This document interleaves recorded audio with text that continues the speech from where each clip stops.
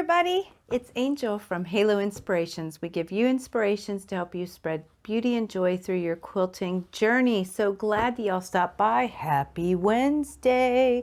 Whoop whoop. Happy hump day to each of you. Yes, another video, right?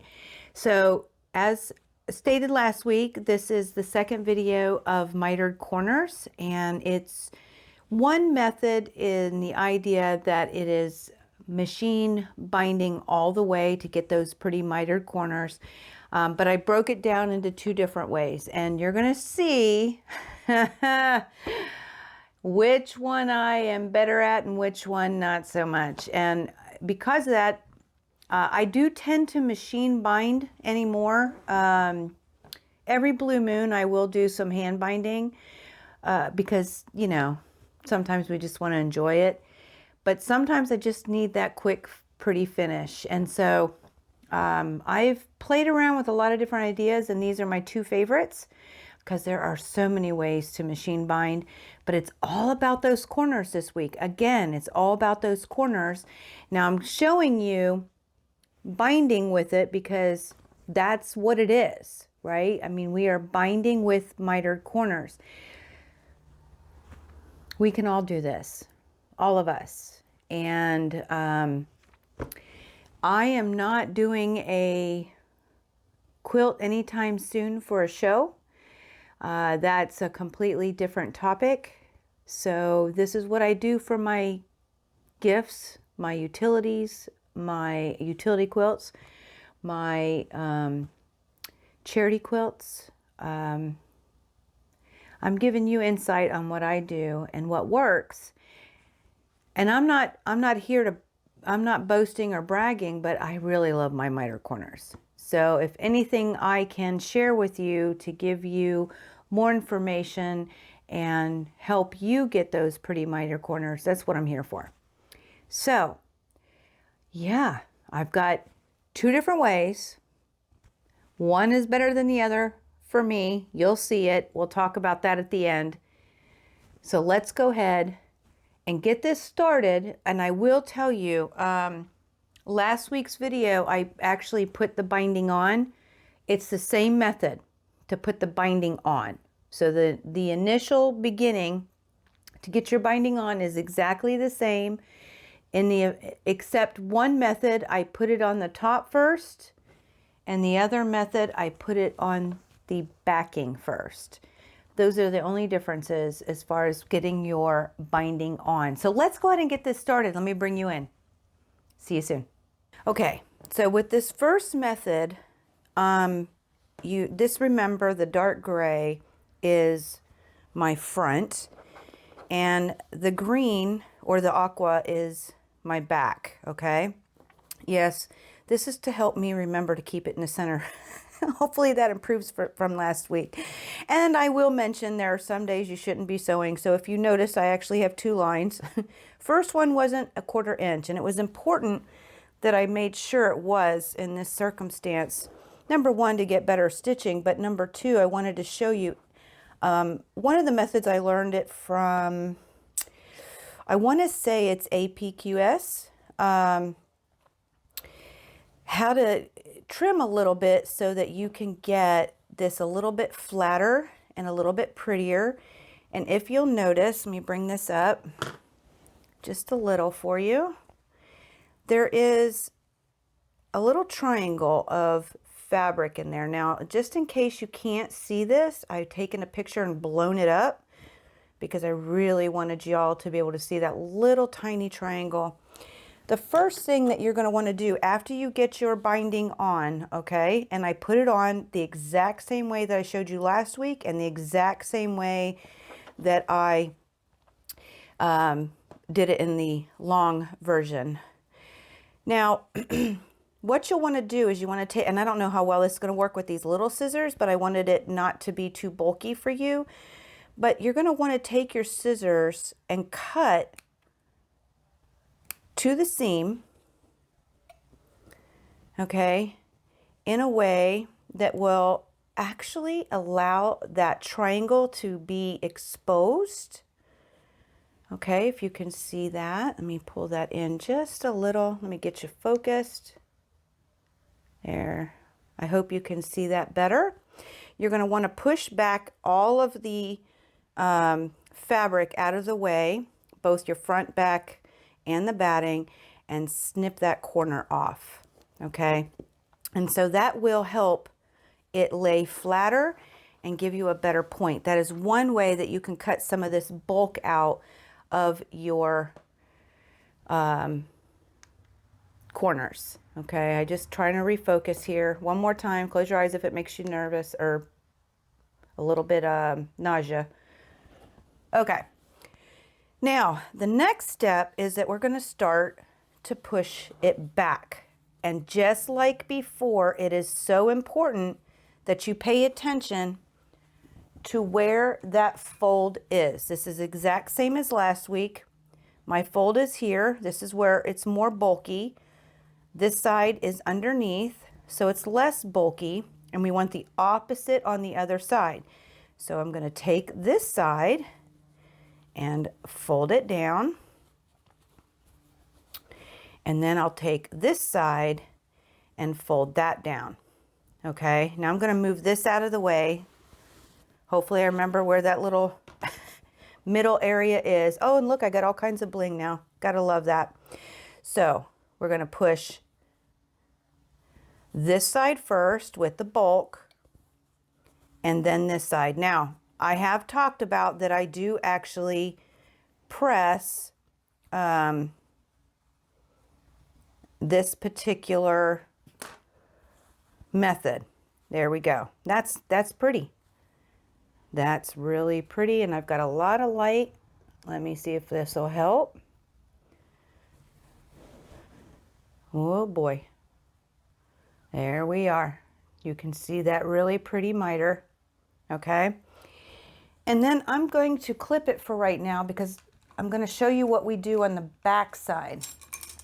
Okay. I'm going to clip it here. Take this side. Clip it here. And we're going to do one more just to hold it in place. And I am going to press this. Now, at some points, some people like to press here now, okay?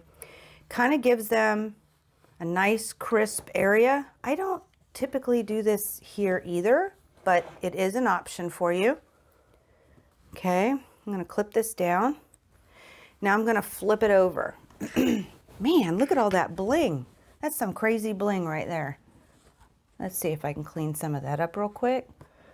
There we go. Move this out of the way. There's still plenty more. We all deal with bling every day, all day, right?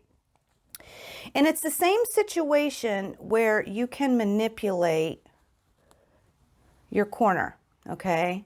To really get that pretty miter in place, you can manipulate this. Let me see if I pull this down just a bit. There we go. Okay. Now, the difference that I do, and you don't have to use glue. This is the back side, if y'all remember. You don't have to use glue. You can use your Wonder Clips. You can use pins. But we're going to want to get this nice and pretty. Now, the bonus is we have a line to work with. Now, I have two over here, but I'm working on this line right here. Okay. So I take Roxanne glue based and I just put a nice little dab of glue underneath. Okay. Now remember, we wanted it backwards. So this is the side that we're going to want to fold down first, and you want to go over that line. Over that line. Okay. And to help it stay, I go ahead and press, and I do this all the way around my quilt top. This isn't just, I know this is demonstration purpose, but I do this all the way around. Then I'm going to want to take my glue here. And like I said, you don't have to use glue. I just find this a lot easier, and you're going to see why in just a little bit. Okay. And when you fold this, you want to make sure that you get your mitered corner where you want it.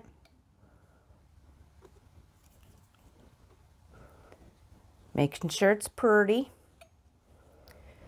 Pull it down over top. And I'm going to, again,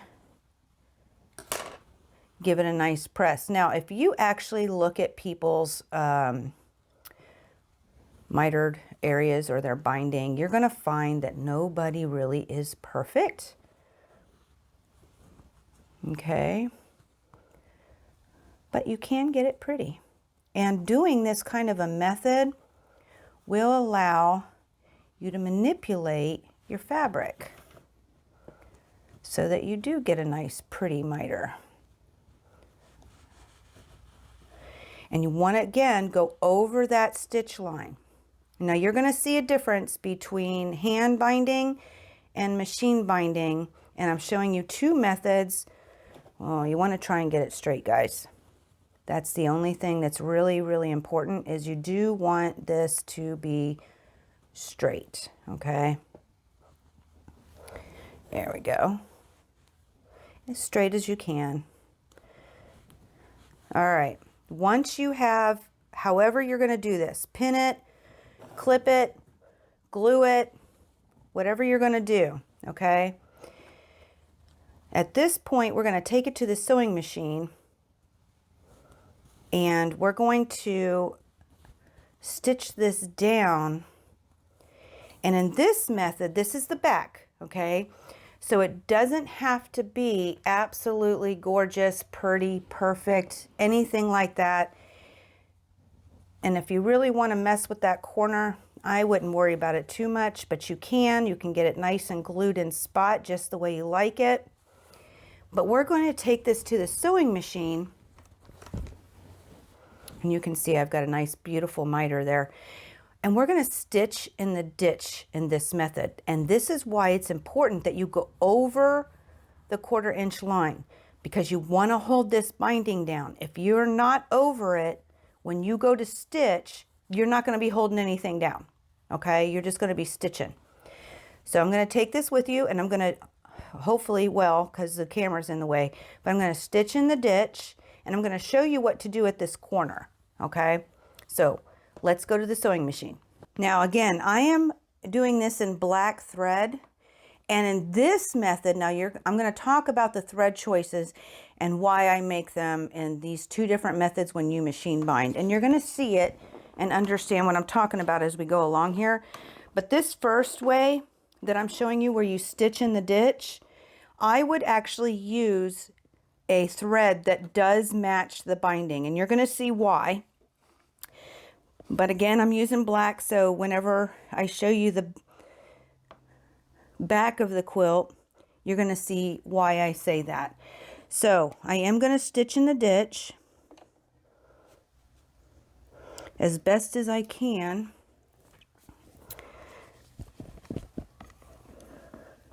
Through a camera here. All right.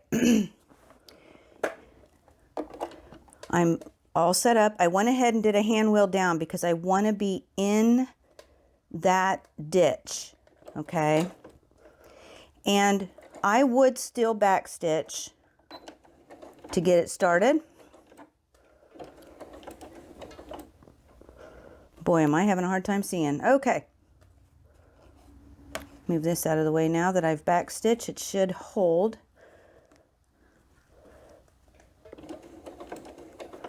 And we're going to go through this, stitching right inside that ditch. And I'm going to speed up the video here because it's going to take me a little bit, because I'm really struggling to see. But I want to be sure that I, don't keep you here forever.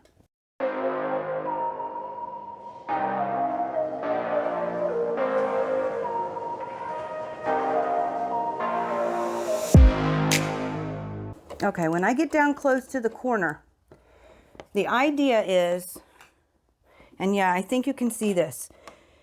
When you come down stitching in the ditch, you're going to need to come up one past this fold, okay, before you make a turn. And we are going to make a turn, so if you have the needle down function, it is a beautiful thing. But you want to come up one stitch if you can, just on that fold, but if not, go one past over it. So you're on the bottom side of this fold, okay? That helps it hold it down.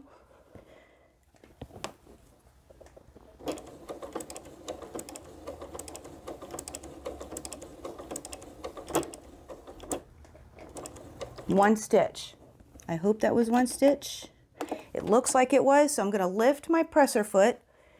I'm actually going to turn, make a turn, keeping that down, keeping the needle down inside so it still holds it.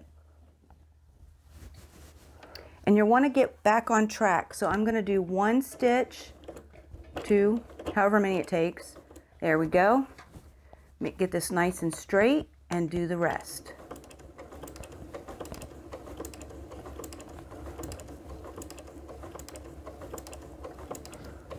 Now I'm going to finish the rest of this. I'm going to cut threads and I'll come back at you so you can see what the back side is really looking like.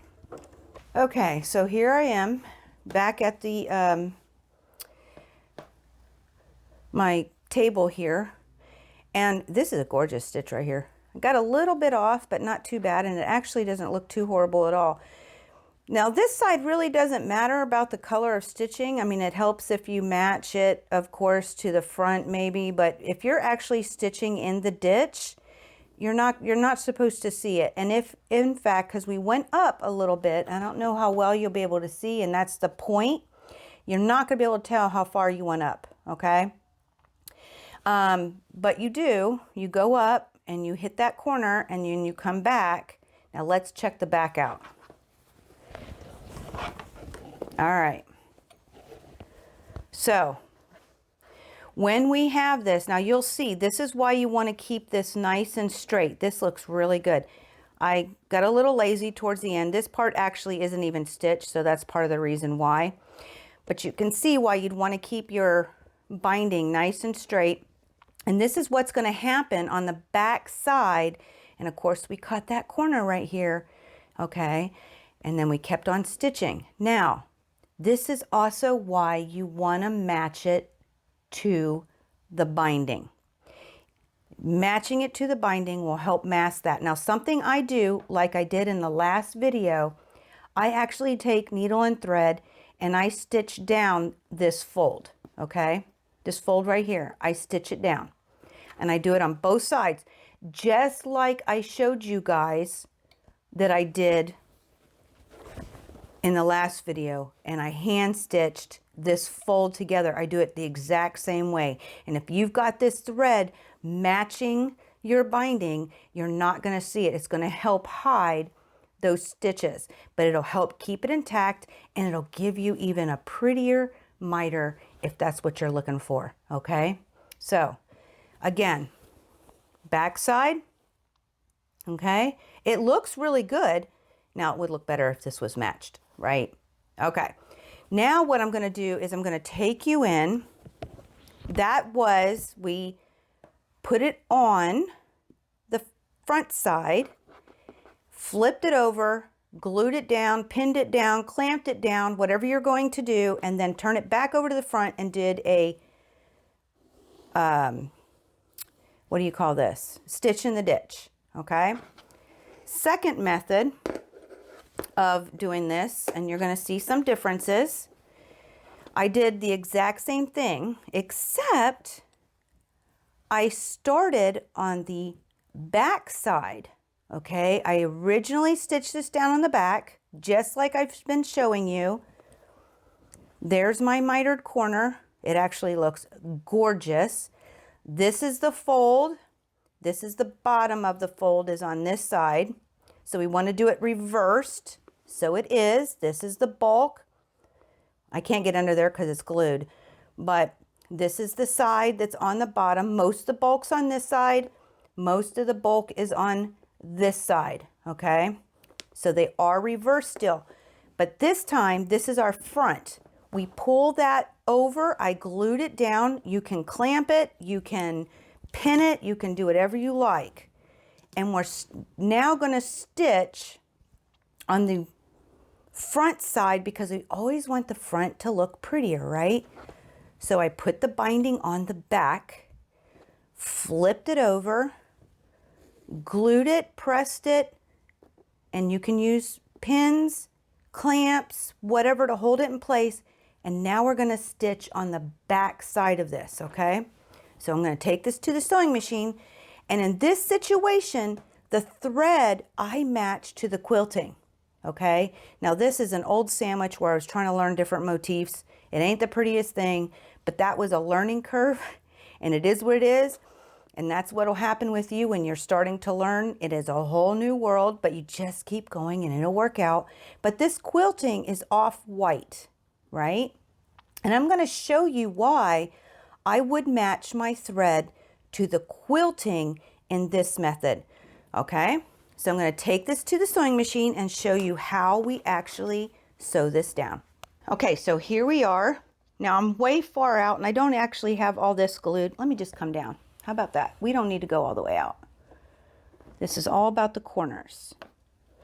All right, now it is important again that you try to keep it straight for when you're stitching.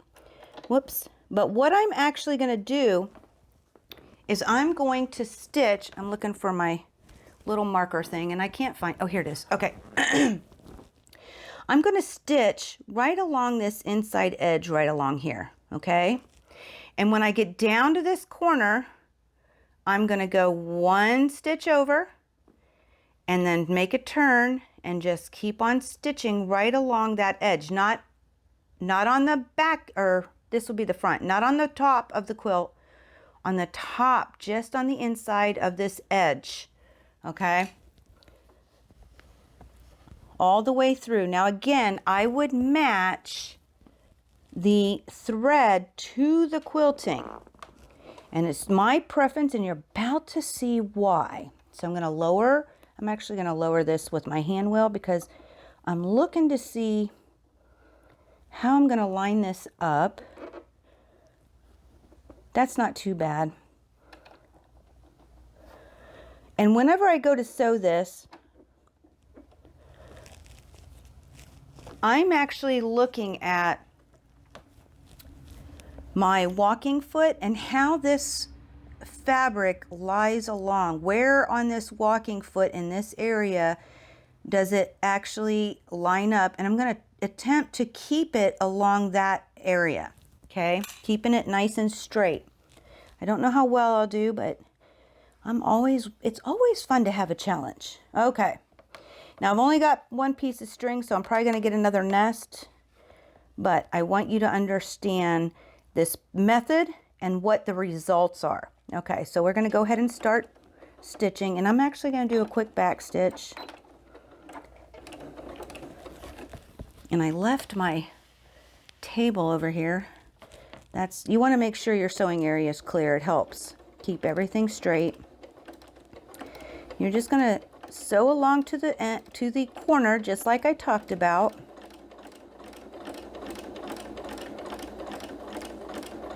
Okay. And you're going to want to go one stitch past that corner. Okay. Leave your needle down, lift your presser foot, turn the corner. Now you're going to look, I do have a little bit of room. I'm going to attempt to get it lined back up. Oh, that's not too bad, guys.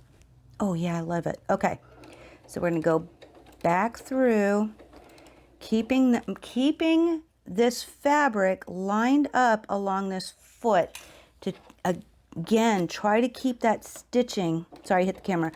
Keep that stitching nice and straight.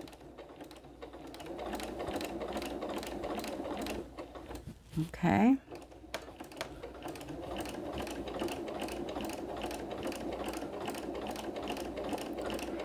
Now I'm going to pull this off I got a little bit off there.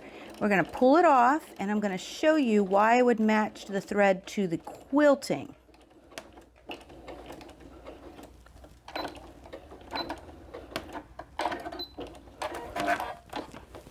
That's where I started. I came along, I went one past the fold, and I could have probably come in just a little bit more, but what you're going to have with this method is a lip.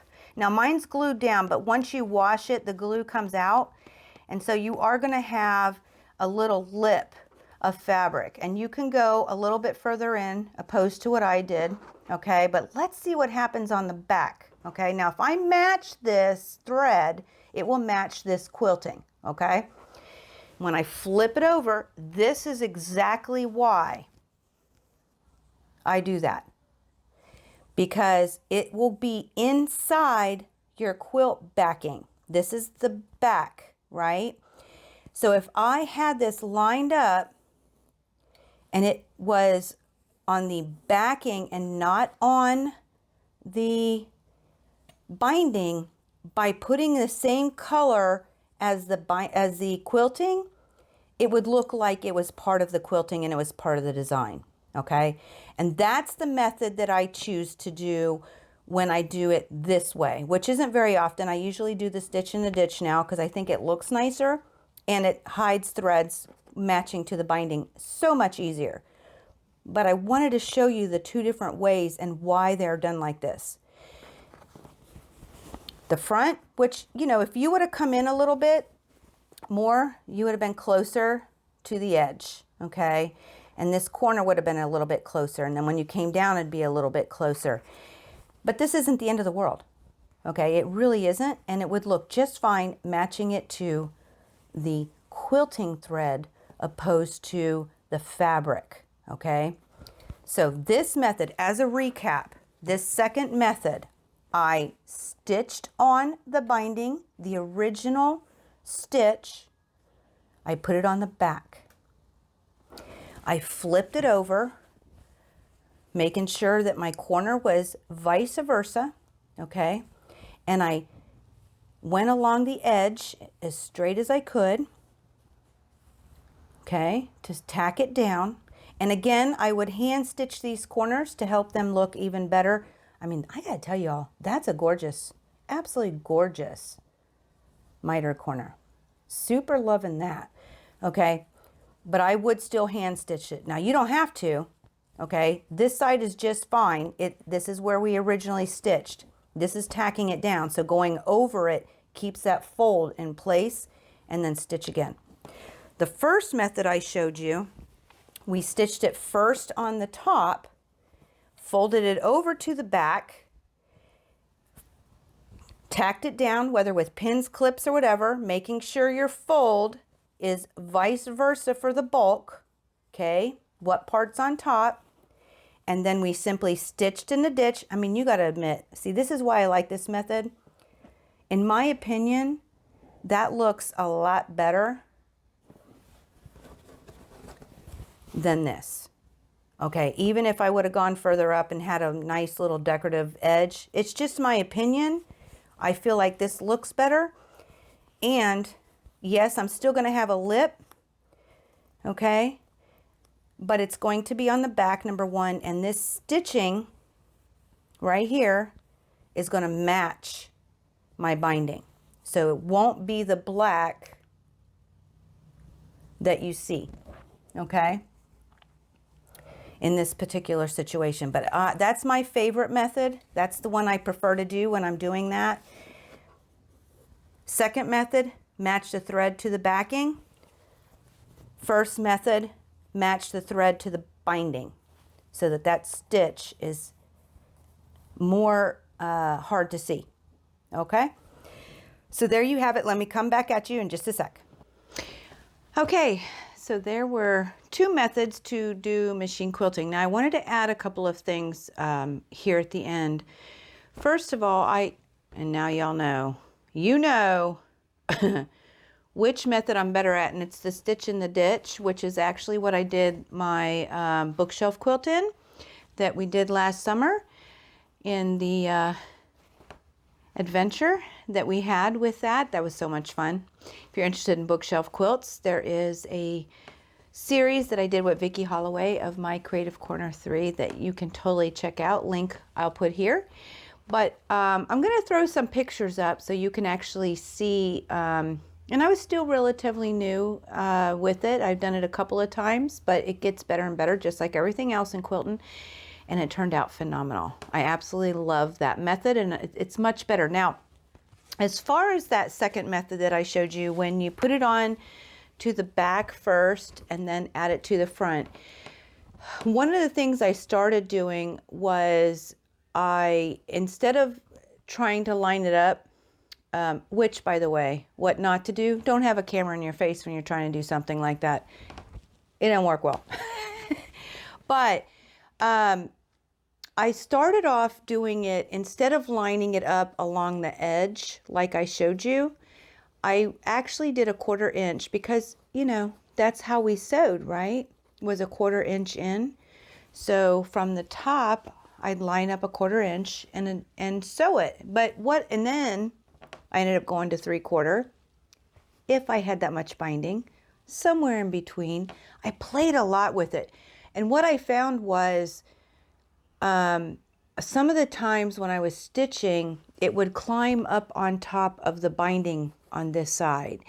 And you could see that I maybe not got a straight line on the front. So on the back, instead of having what looked like quilting in a design feature, I had this line that would sometimes dip into my binding. Now, what some people do with this method is they try to find a way to get in the stitch in the ditch on the back side. Listen, if you're machine binding, you want to make it easy. You want to make it simple.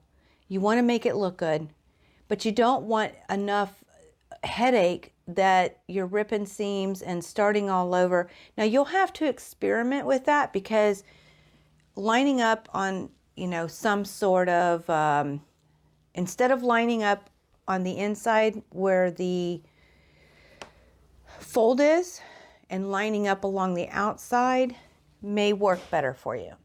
But I would not, personally, I would not try to get in the ditch from the top and getting that lined up, because you can't see it.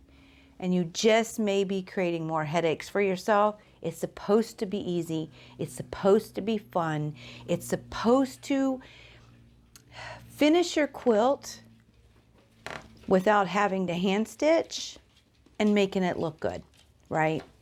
Now, I just wanted to give you all that information because there's a lot of different ways to do machine binding all the way. I showed you my 2 favorites.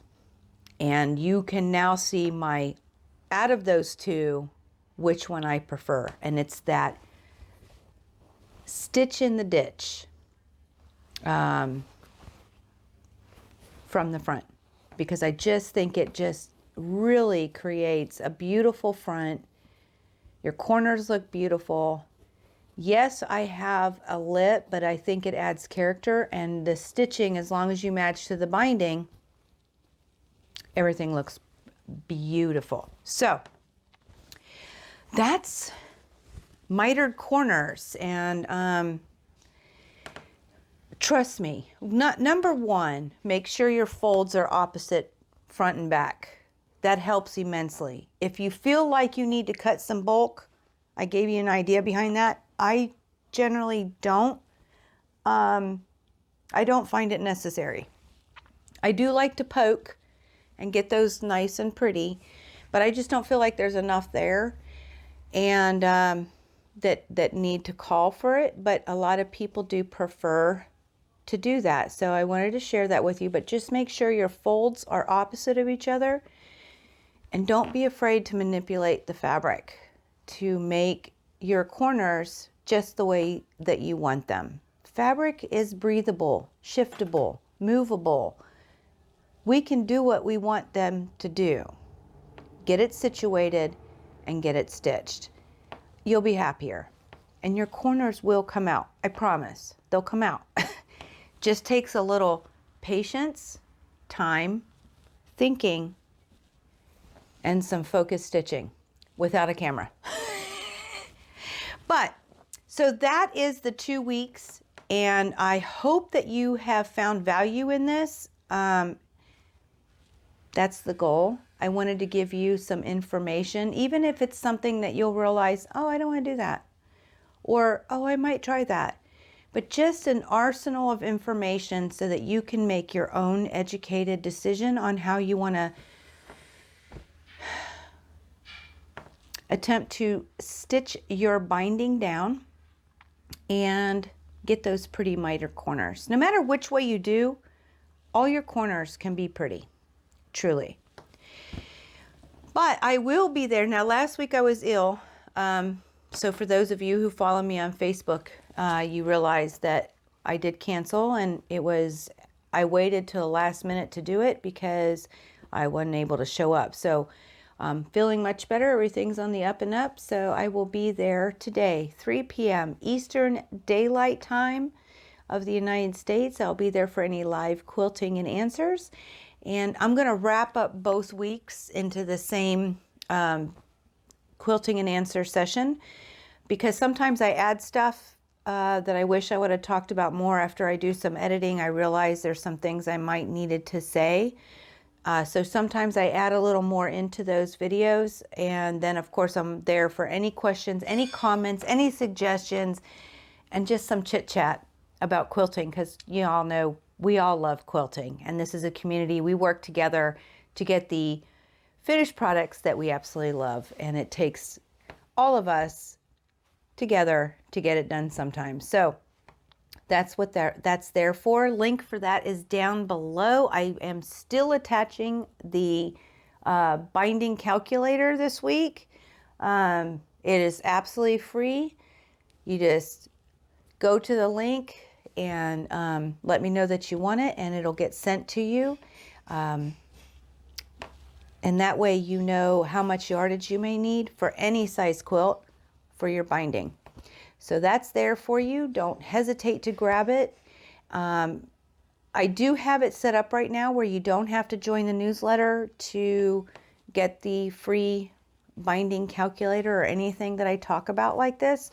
You do not have to sign up at this point, but I would encourage you to sign up for the newsletter, because you know, as our online quilt shop grows, the Be Inspired folks do get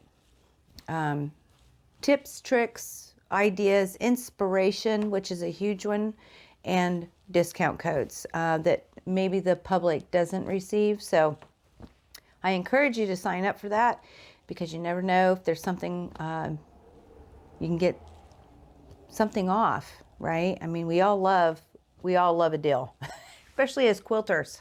We all love a deal. So, but you're not required.